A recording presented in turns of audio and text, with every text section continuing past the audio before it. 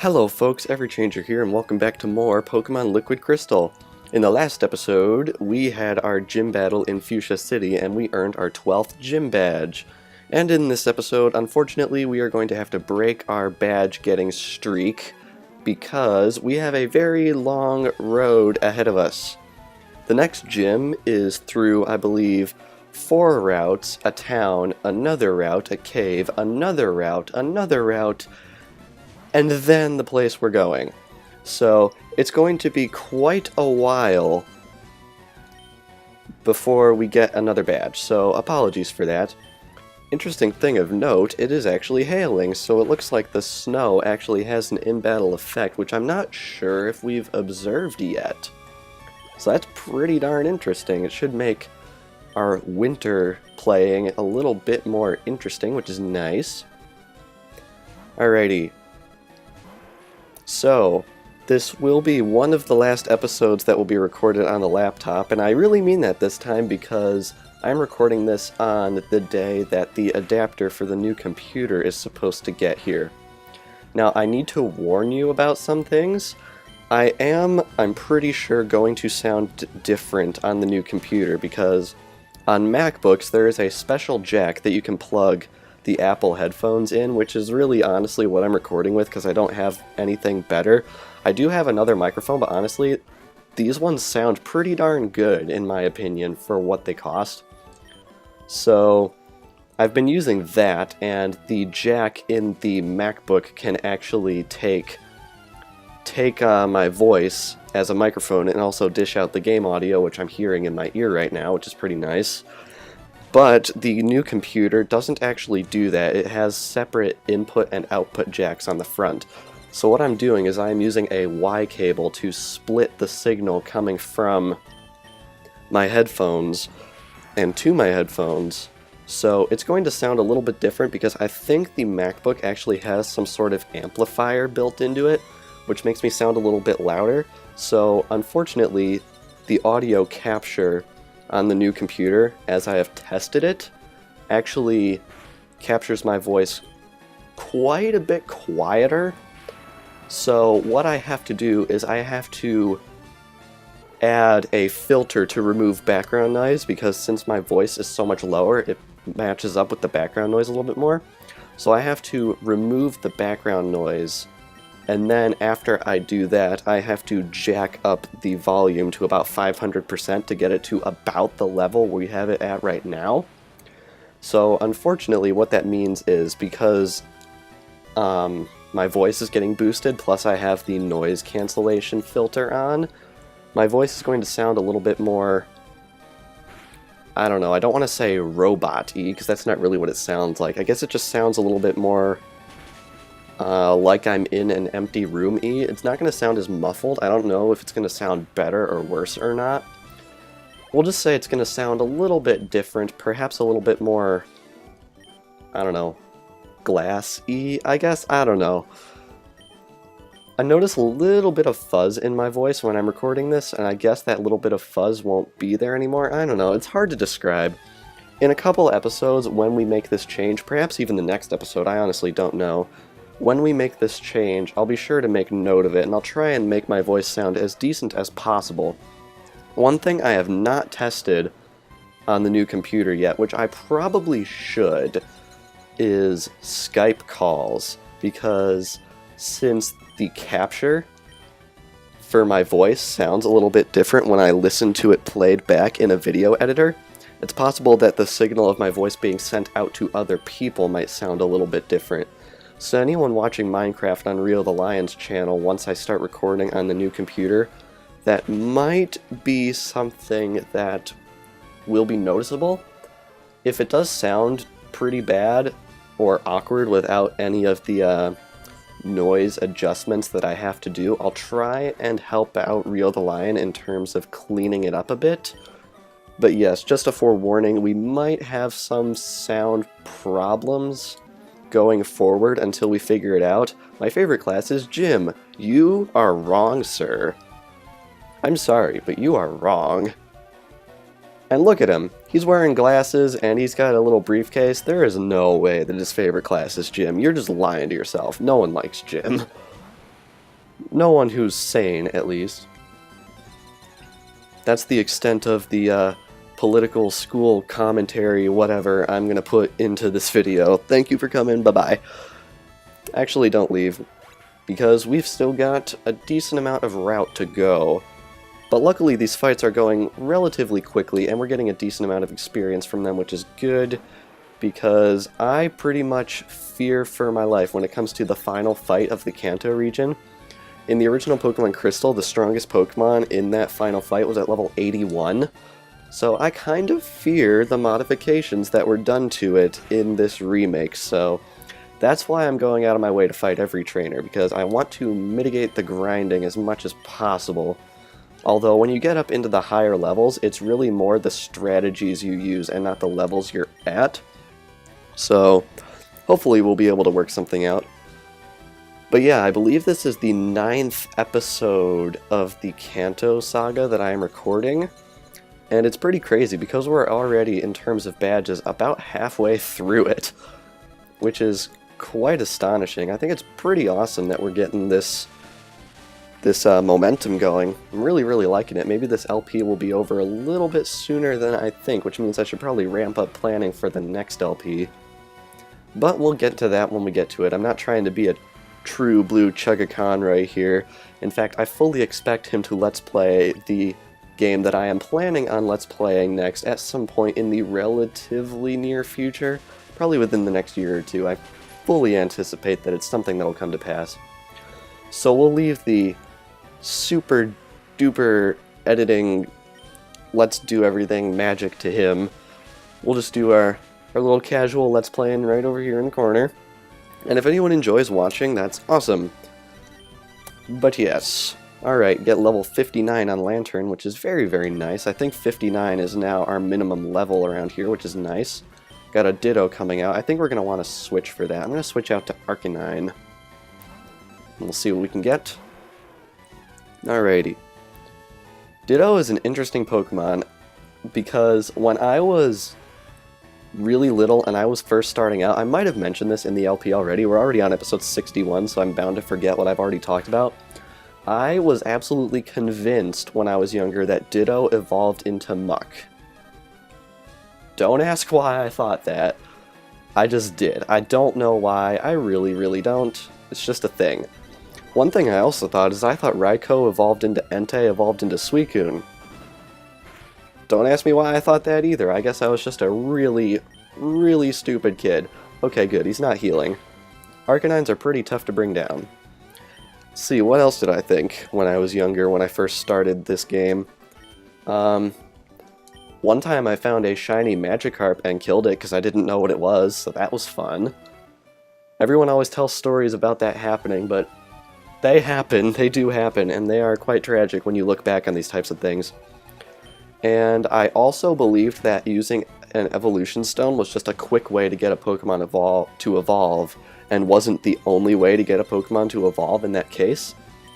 Boy, I got tons and tons of stuff wrong when I first played this game, and I never really read any online rumors or anything like that, so I guess this is just crap my mind made up. So I don't know what was up with that. Alrighty.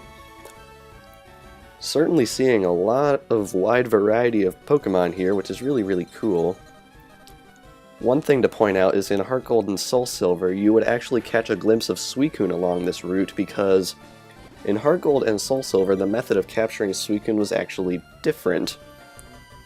You would actually chase it around like you did in Pokemon Crystal, but instead of encountering it at the Tin Tower, your chase would actually continue into the Kanto region until you encountered it in the northeastern section of the region, which was pretty cool. It was still a stationary Pokemon, it wasn't a traditional roaming Pokemon, so you would actually catch it normally, so I like how they integrated that sort of concept into Heart Gold and Soul Silver without just leaving it hanging as just a regular roaming Pokemon, because I thought the plot in Pokemon Crystal regarding Suicune was pretty fun to do.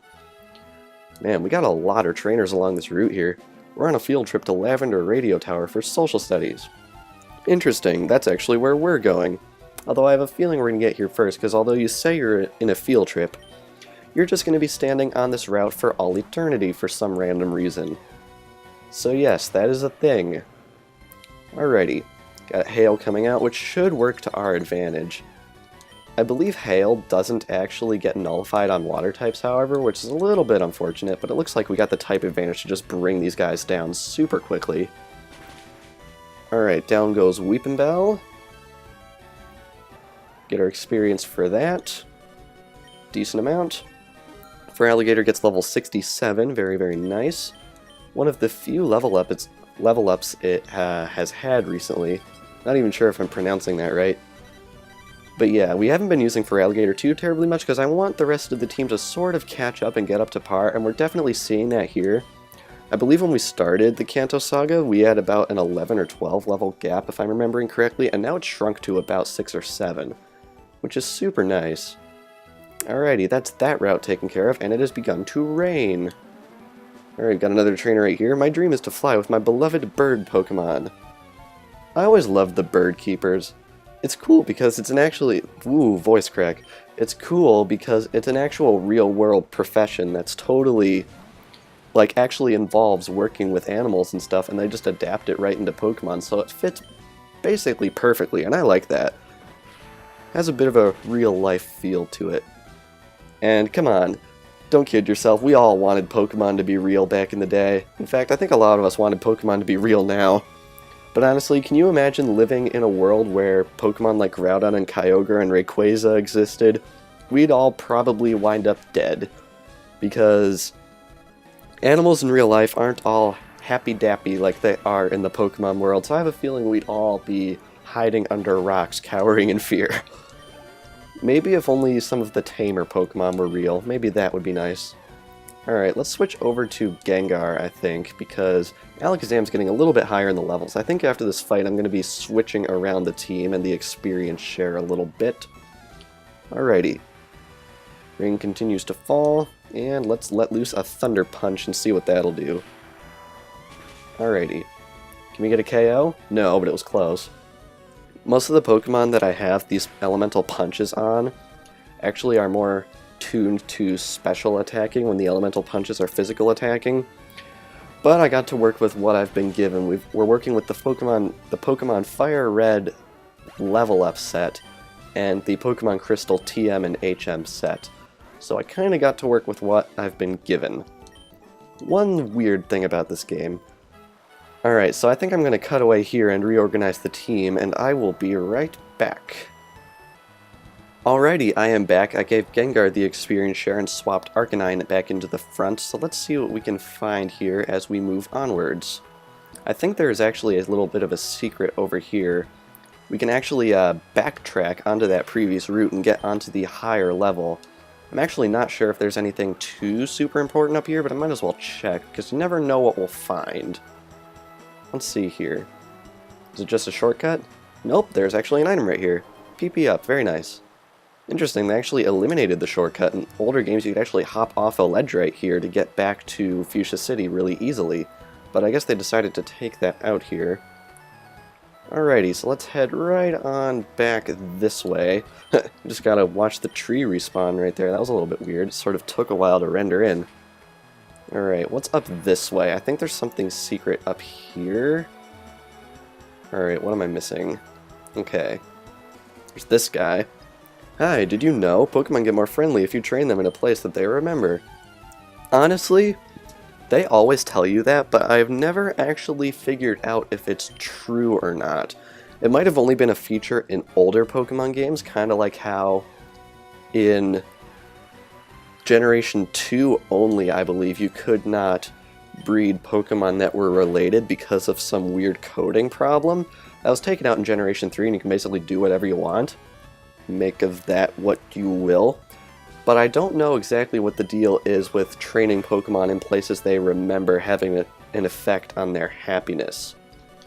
It's entirely possible that that was only in older games and then they removed it, or it's entirely possible that it wasn't in the game at all. I just never took the time to actually research if that was true or not. If anyone wants to enlighten me in the comments, please go ahead, because I'm very interested in actually knowing. Because honestly, as soon as I finish this recording, I'm probably going to forget that this conversation ever happened. Alright, get our experience for that. And we defeated yet another trainer. Where did I meet this Psyduck? Don't ask me, I don't know.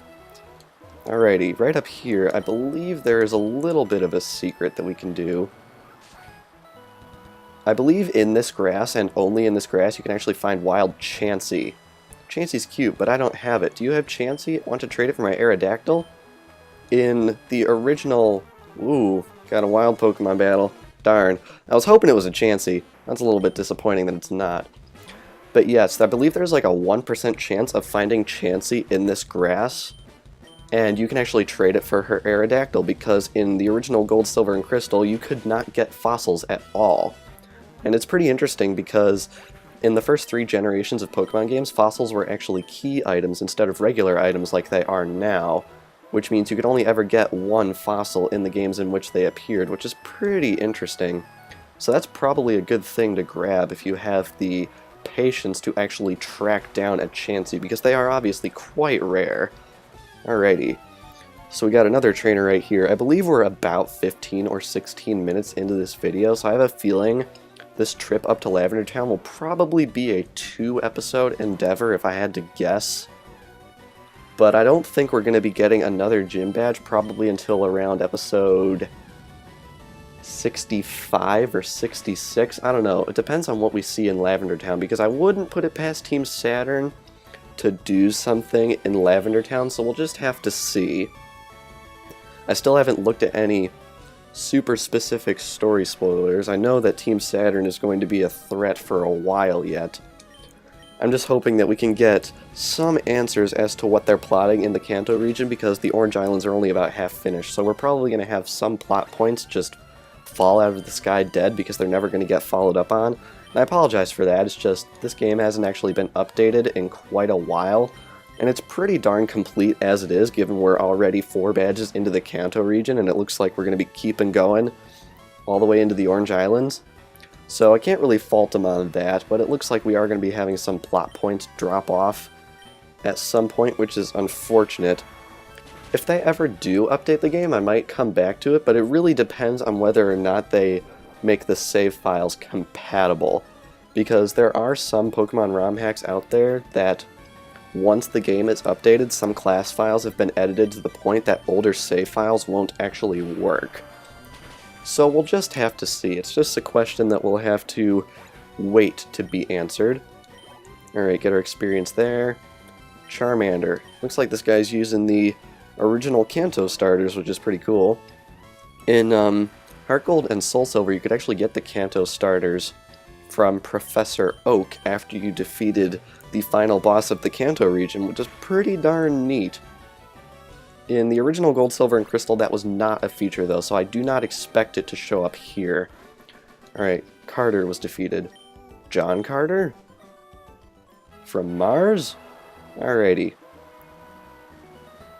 Alrighty, I believe that's another route down, which is super nice. I like how they put the headbutt trees in the Kanto region. In the original game, there were actually no headbutt trees in Kanto. This is very different. Looks like they've replaced the fence maze with a bit of a forest maze, which is quite the change. A little bit of a random change. I mean, what's the point of changing this of all things?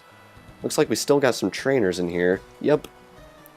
I should go to Rock Tunnel to get myself an Onix. We are definitely going to be passing through Rock Tunnel at some point during our adventure, since it was stated that the route in between Lavender and Saffron was down for the count. Plus, winding up in that area will definitely allow us to do some story-related things that we should definitely take advantage of.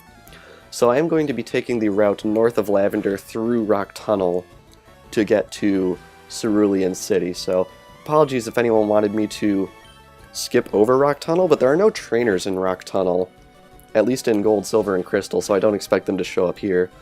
So it probably won't be too big of a deal to get past that, plus we need to be in that area anyway for a certain power-related issue that needs solving in the region at the moment.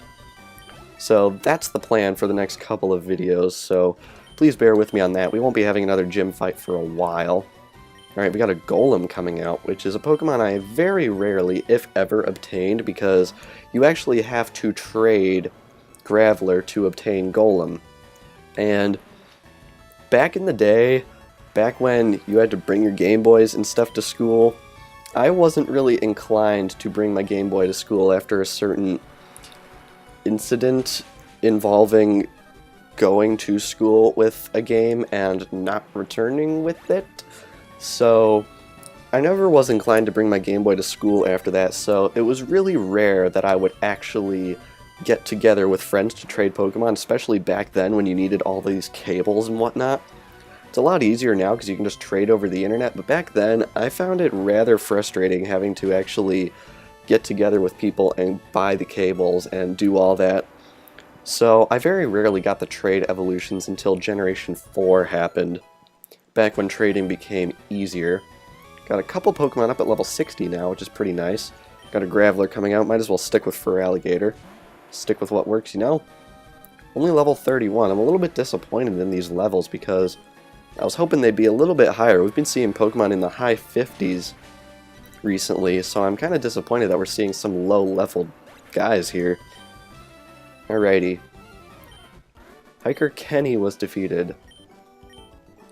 Alright, so let's keep on exploring this forest here. Again, super random change. I don't know why the mod developer decided to change this of all things.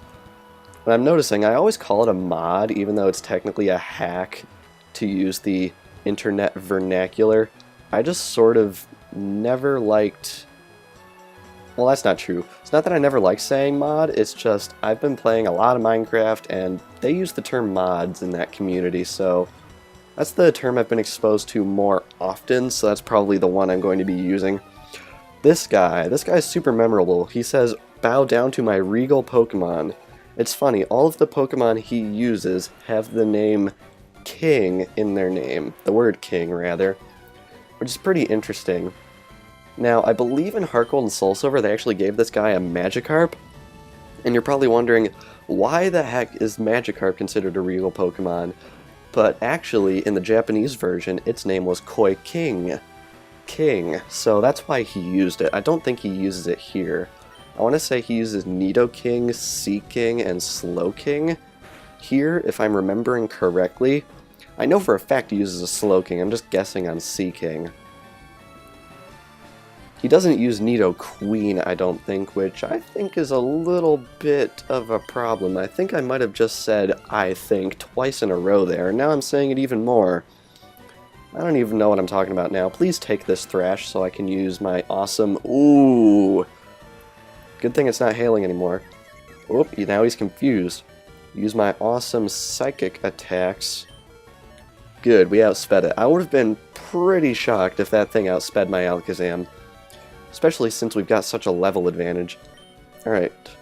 Get level 62 on Alakazam, which is very nice. Alrighty.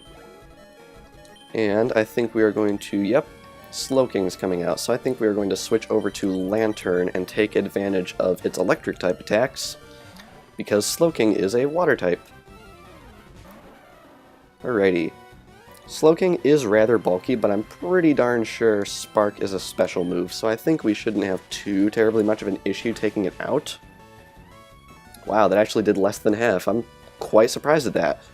It's packing Psychic, which is definitely a little bit scary. But Psychic didn't do that much to Lantern, since Lantern is relatively bulky and can take attacks like that with relative ease. Alright. Oh wow, did we just get a critical? How is that not a critical, but we got a KO? Oh well, I'll take it. He would have healed if it had survived anyway. And yep, Seaking is the last one. It's kind of sad how much of this game I actually remember from way back in 2001, I believe it was, when I got it. I know the game came out in 2001 for a fact, I just don't remember when I got it. I got it for Christmas one year, and it was the year where Toys R Us was packing a black original Game Boy Advance with Pokémon Crystal. I know because my box actually had the Toys R Us logo on it from when my grandparents bought me the thing. So if anyone knows what year that promotion was a thing, that's the year I got the game. And it's pretty crazy how my grandparents are the ones that actually got me into video games, because a lot of people in my family, in fact pretty much everyone in my family, is relatively severely conservative in nature, for lack of a better term. So they kind of wanted to keep me away from the video games, so in hindsight, I'm really dang surprised that it was my grandparents that actually bought me my first video game system. Not that I'm complaining, mind you, it's probably been one of the best gifts I've ever received, because here I am, still playing Pokemon. But yeah, fun little anecdote, and this is a really big forest, what the heck? Alright, we got some trainers up here. Agility is the key attribute of bird Pokemon. Looks like we have to fight them separately, which is a little bit unfortunate. Seemed like the perfect opportunity to stick in a double battle, since that's obviously what was intended by having these two guys right there next to each other. Alrighty. So let's flamethrower and see what we can do. I am pretty confident this is going to one-shot. Oh wow, it didn't even come close to one-shotting. That's quite surprising. It's using agility. I don't think that will allow it to outspeed me until it uses it again. Plus we got the burn right here, which is lowering its attack anyway. Oh wow, it actually did outspeed me. Not that Swords Dance is going to do it any good, because it's almost certainly going to go down this turn. And I just noticed they used the possessive of Farfetch'd, so you got Farfetch'd. How the heck are you supposed to pronounce that? Ay, ay, ay. Alright, burn brings it down, which is very nice. Get our experience for that. Parry was defeated. You beat me with your speed. Indeed. Indeed speed. Check out my Pokemon. Just look at their coloring and their plumage. Let me guess. Brown. Does brown sound a bit right? Yep, about right. That's the one thing about Kanto's bird Pokemon. A lot of them are just brown and tan colored. Sure, Pidgeotto has a bit of red, but you don't really see some of the really coolly... Did I just say coolly? Coolly as in awesome designs in bird Pokemon until you get to like Generation 2, because heck, Generation 2 had a like a bird Pokemon made out of metal. That's awesome. I mean, sure, you got the legendary birds in Kanto, but besides that, the birds in Kanto really aren't that interesting of Pokemon. And I just had a bit of a lapse in concentration there because Arcanine's actually been knocked out, which is quite unfortunate. I'm going to have to reorder the team after this because I don't want Alakazam with its measly 7 HP to be out in front. Alrighty. Bring out Lantern here. Shouldn't have too much trouble bringing it down. Got a heal, which is unfortunate. Hyper Potion coming out. Alrighty. Let's see what Spark will do. I hope we get a better electric attack at some point soon. We are going to be getting a hold of Zap Cannon in the relatively near future, and I hope Lantern can learn that. And I just realized it got a one-shot. Even though we had the type advantage, I'm quite surprised that Spark of all things got a one-shot. Alrighty, so let's see what we can do here. I notice I'm saying alrighty a lot, but I mean, this is a relatively tedious task we've got ahead of us right here. This set of, I believe, 4 routes. Oh wow, it just used a Mirror Move on us. Doesn't do that much since our electric typing nullifies water's electric weakness. And we bring it down right here, which is nice. Alrighty. There it is again. I need to stop. It's kind of like the new Sheer Fact when Chugga Conroy is playing Pokemon Crystal. Sheer fact, sheer fact, sheer fact. That was all he would talk about. Oh well, it's all in jest. Alright, Birdkeeper Brett was defeated. Shoot, not good enough. That's not good enough. Pirates references. Alright, I'm going to cut away here and reorganize our team once again, so I'll be right back. Apologies for all the cutting, but it's relatively necessary to keep our team relatively equal in levels. Relatively. Okay, I'm cutting now. Alrighty, I am back. I gave the experience share over to Pidgeot, and I put Gengar in the front for a change. Let's see what's past here. I'm not sure if there's actually anything over here. As far as I know, I think it's just a shortcut. So I think, actually, I'm going to come back over this way, because I don't feel like wasting a repel for, like, those 5 steps. Neehee, would you like to battle my Pikachu gang? Ooh boy, this guy. I want to say he has, like, 5 or 6 Pikachu, which is pretty absurd. Yep, 6 Pikachu. This is probably going to be the last battle of this video because I think it's getting a little bit long, but luckily we're actually making a bit more progress on these routes than I was expecting to, which is nice. Plus, I think we'd rather have a couple of long videos to take care of these routes than like 4 short ones. So, we'll deal with it as it comes, which is nice. Luckily, it looks like we can reliably get one-shots on these Pikachu, so this battle shouldn't take too terribly long. Plus, since Shadow Ball is special, we don't have to worry about any static shenanigans, which is always nice. Honestly, those Paralyze on Contact or Burn on Contact moves are probably my most hated abilities, rather. I just don't like them. They're annoying. All they really do is inconvenience you outside of competitive play. Pretty much every ability has its place in competitive play, but when you encounter ones in the single-player campaign, some of them, like those ones, are just really annoying. Alright. I believe that's the third Pikachu we've brought down, which is super nice. And one thing I caught while watching the credits of this game in episode 52 is that Pikachu's sprite right here is actually one of the ones they used in the end credits for Pokemon FireRed and Leaf Green, which is what they used here because it looks like rewriting the credits isn't the easiest thing in the world to do in a hack. So it's pretty interesting that they did that. Pretty nice attention to detail. I believe the final evolutions of the Kanto starters also do that in the game here, which is pretty cool. We saw a Charizard, a Venusaur, and a Blastoise within the past few episodes, and I think we also saw them in Victory Road, so it's pretty cool to see that. Alright, Shadow Ball. Pointless Critical is pointless. Alrighty. Get our experience for that. And I believe this is the last Pikachu. Yep. So tedious. But it looks like Gengar's got level 61 and is halfway to 62 already, so I really don't mind that at all, especially since all these Pikachu are level 50, so it's not like they're skimping on the experience. Pointless Critical number 2, very nice. Alright, get our experience for that, and Joshua was defeated. Pikachu! Just like a old Ash Ketchum? Trainer tips. Look, right there, at the left side of the post. We get a calcium, but the bag is full, so we're just going to have to leave it there. Unfortunate, but oh well, what are you going to do? A little random jut over here. Where does this take us? There's something secret over here? I'm inclined to believe there is, but I guess not. I find it super random that they actually replaced this with a forest maze. I'm wondering if the layout's the same. I'm actually not sure if it is. Route 13, north to Silence Bridge. Alright, can we get a peek up there? Did we miss anything? Nah, it's just grass. Alright, so I believe we're going to cross over to Route 12 here. Yes, we are.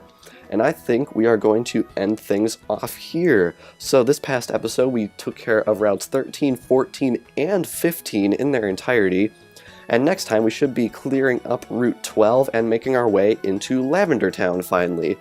So be sure to like and share if you enjoyed, and I will see you in the next video.